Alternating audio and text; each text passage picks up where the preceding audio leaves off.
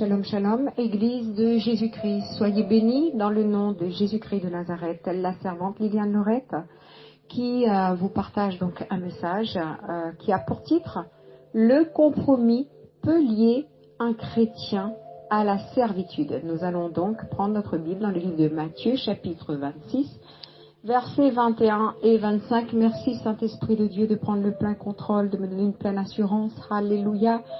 Et merci Seigneur, alléluia, pour la profondeur de ta parole. Sois élevé, sois exalté, sois magnifié, sois adoré, sois glorifié. Alléluia. Pendant qu'ils mangeaient, donc nous faisons la lecture, Jésus dit, « Je vous le dis en vérité, l'un de vous me livrera. » Et ils furent profondément attristés. Chacun se mit à lui dire, « Est-ce moi, Seigneur ?» Jésus répondit, « Celui qui a mis avec moi la main dans le plat, c'est celui qui me livrera. Le Fils de l'homme s'en va, selon ce qui est écrit de lui. Mais malheur à l'homme par qui le Fils de l'homme est livré. Mieux vaudrait pour cet homme qu'il ne fût pas né. » Judas, qui le livrait, prit la parole et dit, « Est-ce moi, Rabbi ?» Jésus lui répondit, « Tu l'as dit. » Malheur à cet homme, dit Jésus, et mieux vaudrait pour lui ne jamais être né. Quelle condamnation! Judas était déjà lié spirituellement. Le livre des Proverbes, chapitre 1, verset 19, nous dit « Ainsi arrive-t-il à tout homme, avide de gain. La cupidité cause la perte de ceux qui s'y livrent. » Judas était lié à l'argent, ce qui l'a amené à se corrompre jusqu'à perdre son salut. Nous pouvons constater l'attitude d'une personne qui marche dans le compromis. C'est une personne hypocrite. Nous voyons lorsqu'il interroge Jésus, « Est-ce moi, Rabbi ?» Il savait que Jésus était fils de Dieu, qui était prophète, et que Jésus avait déjà la révélation. Mais il se permet, dans un esprit d'hypocrisie, de poser la question à Jésus. « Est-ce moi, Rabbi ?» Une personne hypocrite est également une personne fausse. Cela va de pair. D'ailleurs, c'est par un baiser que Judas a livré Jésus, n'est-ce pas?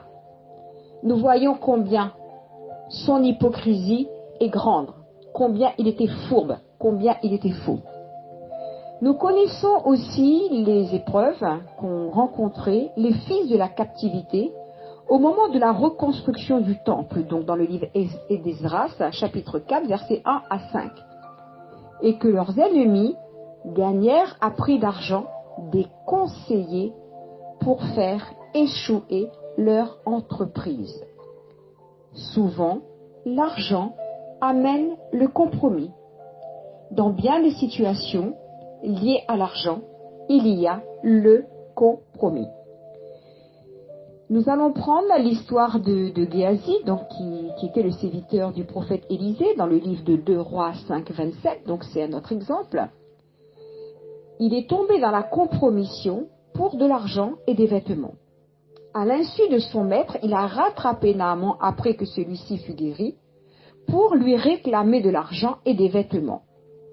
Et de retour auprès de son maître, Élisée lui demanda, « D'où viens-tu » Géasi répondit, « Ton serviteur n'est allé ni d'un côté ni d'un autre. » Élisée lui dit, « Mon esprit n'était pas absent lorsque cet homme a quitté son char pour venir à ta rencontre.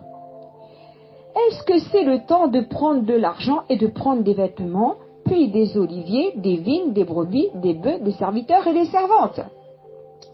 Eh bien, puisque c'est ainsi, la lèpre de Naaman s'attachera à toi et à ta postérité pour toujours. » Et Géasi sortit de la présence d'Élisée avec une lèpre comme la neige. C'est encore là une bien grande malédiction, non seulement pour Géasi, mais aussi pour sa postérité. Vous imaginez, avec un non-retour possible de restauration, lié à vivre, lui et sa famille. Nous remarquons ici également que le compromis pousse à mentir et à tromper. Encore un exemple, dans le livre des Actes, chapitre 8, versets 18-20. Lorsque Simon vit que le Saint-Esprit était donné par l'imposition des mains des apôtres, il leur offrit de l'argent en disant « Accordez-moi aussi ce pouvoir. » La réponse de Pierre fut « Que ton argent périsse avec toi. » Au verset 21, il est dit « Il n'y a pour toi ni part ni lot dans cette affaire, car ton cœur n'est pas droit devant Dieu. » Là aussi, il y a une parole de condamnation, de malédiction. Que ton argent périsse avec toi. Alléluia. Celui qui est dans le compromis a donc le cœur tortueux. Il est vrai que les exemples sont nombreux. Nous allons encore prendre un dernier exemple pour comprendre que le compromis, ce n'est pas qu'avec de l'argent ou des vêtements ou des présents. Cela peut se faire avec des personnes. Donc, le livre de Jean, chapitre 19, verset 21, les principaux sacrificateurs des Juifs dirent à Pilate, « N'écris pas roi des Juifs, mais écris qu'il a dit, je suis roi des Juifs. » Pilate répondit, « Ce que j'ai écrit, je l'ai écrit. » Pilate savait que c'était par envie que les principaux sacrificateurs avaient livré Jésus. Sa femme lui avait fait dire également qu'il n'y ait rien entre toi et ce juste, car aujourd'hui j'ai beaucoup souffert en songe à cause de lui. Mais à cause de César, Pilate livra Jésus pour être crucifié. Donc, Pilate redoutait la personne de César. Nous voyons donc que c'est en rapport avec une personne que Pilate fut dans le compromis. Donc, il y a un centre d'intérêt, de considération. Marcher dans le compromis en faisant exception à l'égard des personnes, c'est rejeter les commandements de Dieu. Donc, cela s'appelle de la désobéissance. Nous savons également que le roi Salomon alla après Astarté, donc la divinité des Sidoniens, et après Milcom, l'abomination des Ammonites, par amour pour les femmes. Donc nous le trouvons dans le livre des rois, 1 roi, chapitre 11, versets 2 à 5. Donc l'idolâtrie, cela l'emmena dans l'idolâtrie et l'égarement. Le compromis peut amener donc l'idolâtrie et l'égarement spirituel. L'argent, les présents, les considérations de personnes, la convoitise font tomber dans le compromis. Josué 7, 21 nous parle de la convoitise d'Akan. Les vrais serviteurs de Dieu ne courent pas après l'argent, ni les présents, ni les hommes. Le prophète Daniel, qui a vécu une époque de compromission, est demeuré intègre et il a répondu au roi qui voulait lui offrir des cadeaux. Dans le chapitre 5, verset 17, « Garde tes dons et accorde à un autre tes présents. Néanmoins, je livrerai l'écriture au roi et je lui en donnerai l'explication. » Ça, ce n'était pas un problème pour lui. Abraham avait dit aussi, « Je ne prendrai rien du tout de ce qui est à toi, pas même un fil ni un cordon de soulier, afin que tu ne dises pas, j'ai enrichi Abraham. Rien pour moi. » Le prophète Samuel, donc en Samuel chapitre 12, 3, donc ses vieux jours, a dit à tout Israël, devant tout le peuple, répondez-moi, franchement, de qui ai-je pris le bœuf ou l'âne ou reçu un présent pour fermer les yeux sur lui? C'est la question donc qu'il avait posée au peuple. Et bien sûr, le peuple n'avait rien à trouver, à redire concernant sa conduite pendant tout le temps où il fut juge, où il fut prophète. Amen, alléluia. Joseph également, donc s'est écopé 2 ans de prison en refusant donc de tomber dans le compromis au travers des avances de l'épouse de son supérieur.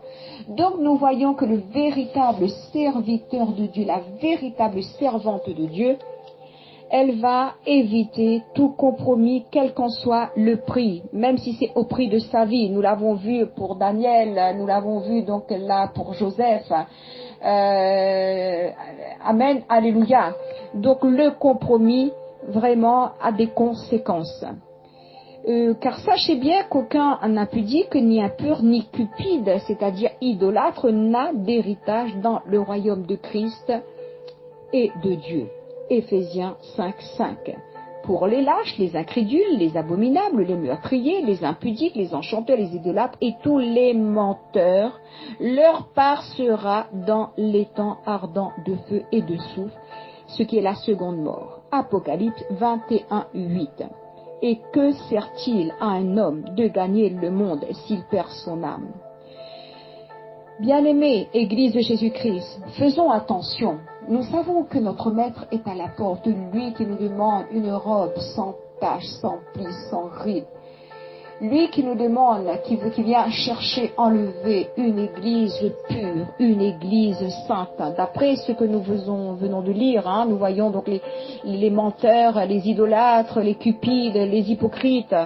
Tout ça, ce sont des choses qui ne te sanctifient pas, qui ne glorifient pas Dieu. Et rien qu'à cause de ces choses, nous pouvons perdre notre salut. Donc, que nous devons faire attention et marcher donc avec la ceinture de la vérité, marcher dans la vérité. Jésus lui-même, il est le chemin, la vérité, la vie.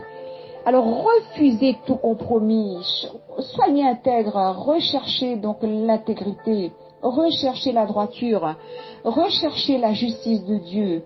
Recherchez les choses que Dieu agrée, la volonté de Dieu. Soyez soumis à ses commandements. Réfléchissez, que le Saint-Esprit vraiment libère votre conscience et que vous reveniez sur le chemin donc de la vérité, de la sainteté. Nous l'avons vu là, nous venons de le lire. Que sert-il à un homme de gagner le monde s'il perd son âme? Alors refusez autant que possible tout compromis. J'ai fait une dernière vidéo disant que rends grâce à Dieu, rendez grâce à Dieu pour ce que vous avez. Il vous donnera ce que vous n'avez pas, parce qu'il est fidèle à lui-même, fidèle à sa parole. Il est le bon berger, celui qui prend soin des siens. Il n'est pas Dieu pour mentir. Alors que ce message, que cette parole vraiment, ces paroles puissent vous pénétrer, vous impacter et changer, vous transformer. Amen, alléluia. Soyez bénis.